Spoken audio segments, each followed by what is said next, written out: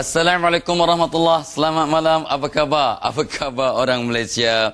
Apa khabar orang Brunei Darussalam? Dan apa khabar kawan-kawan dari JPJ, MUA dan JB yang baru jumpa saya petang tadi? Dan saya ucapkan terima kasih kerana bersama saya malam ini. Dan malam ini kita nak bincangkan bagaimanakah cara nak menangani perasaan rendah diri ataupun malu tak bertempat. Ya? Sebab kalau malu tak bertempat, kita rasa rendah diri. Ya? Dan kita akan membincangkan tak banyak perkara lah. Satu ialah apakah paradigma songsang ataupun tanggapan silap tentang rendah diri ni. Satu. Keduanya, apa punca-punca orang rasa rendah diri.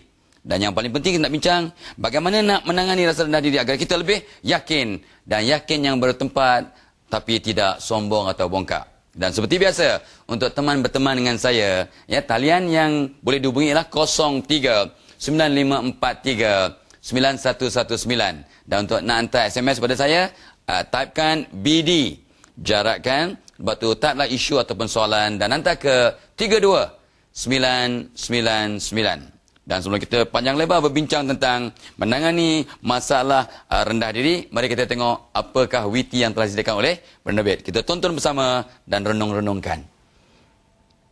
Terlampau pula malu pula. Kita terpaksa bercampur dengan orang ramai. Masalah kalau kita duduk bandar kan, kita mesti kenal antara jiran kita sebelah dengan sebelah. Malu ni kena bertempat lah. Contohnya kalau tempat yang tak perlu malu, apa kita nak malu? Malu tu mesti bertempat lah. Jadi kalau malu tak bertempat tu macam tak kena je kan. Dan kalau nak kerja ni tak payahlah nak malu. Malu yang perlu seperti malu untuk melakukan kesilapan. Contohnya sumbang mahram. Orang yang berjaya pun dia boleh kita fikir soal malu. So macam mana kita yang baru nak melangkah berjaya tu nak malu-malu. So tak payahlah macam tu. Tak semestinya kita ni tak ada sifat malu. Itu orang kata ada lebih-lebih kan. Jadi kita tengok suasana lah. Ya, itu dia pandangan segelintir daripada anggota masyarakat tentang perkaitan antara malu dan rendah diri. Sebenarnya kalau kita rendah diri, kita rasa malu. Malu ke orang, malu nak bertanya, malu nak mencuba. Ini semua sebab rendah diri. Ya, dan memang ada perkaitan yang sangat intim antara perasaan malu dan perasaan rendah diri. Yakni malu yang tak bertempat, ya, dan sebagainya. Dan kita kena ingat, ya, merendah diri itu okey, being humble, humility is good. Merendah diri itu bagus, tapi merendah-rendahkan diri, rasa rendah diri itu tak bagus. Kalau kita humble, kita merendahkan diri, fine. Itu yang jadi isu. Jadi mari kita tengok dulu apakah antara paradigma songsang yang berkaitan dengan rendah diri ataupun malu tak bertempat. Pertama dia kata, ini yang saya selalu dengar ni, apa nak buat, Allah dah jadikan saya memang banyak kekurangan. Memanglah saya ni, siapalah saya, siapalah aku tanpa dirimu.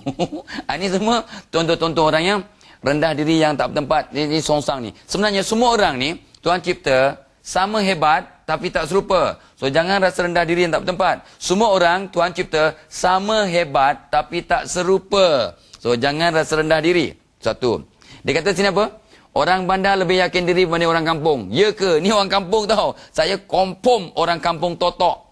Ya, nampak taklah rendah diri sangat. Walaupun saya tinggi cuma 6 kaki, tapi taklah rendah diri. Tak, maksud saya, orang kampung boleh yakin, orang bandar boleh yakin, orang kampung boleh rendah diri, orang bandar sama juga. So, salah tu, dia punya paradigma tu. Dia kata, kekayaan menyebabkan dia yakin dan tidak rendah diri. Tak juga. Ada orang kaya, rendah diri. Ada orang miskin, sombong kedengkang. Dia, ialah, tak rendah diri. So, it doesn't matter. Whether you rich or poor, tak semestinya awak rendah diri ataupun tidak. Dia kata sini, orang lelaki memang lebih yakin berbanding orang perempuan. I beg to differ. Ikut kajian pakar-pakar yang perempuan dan lelaki di Amerika. Ikut kajian, ya. Dia dapati bahawa anak-anak perempuan jauh lebih yakin diri berbanding anak lelaki. Engkau? So, be careful. Dan ada orang kata, alah dia tu cantik sebab dia confident. Kita ni buruk sebab kita rendah diri. Well, sometimes it is true. Sometimes it is true. Sebab orang cantik ni, ramai orang nak tackle dia, nak jumpa dia, cakap dengan dia. Jadi dia banyak latihan untuk bercakap. More practice. Jadi dia lebih confident. Mungkin. Tapi janganlah ya menyatakan bahawa orang yang tak cantik itu, kurang handsome itu, ya, perlu rendah diri. Tak. Sebab semua orang ada kecantikan masing-masing. Kalau tak di luar pun, di dalam. Baik.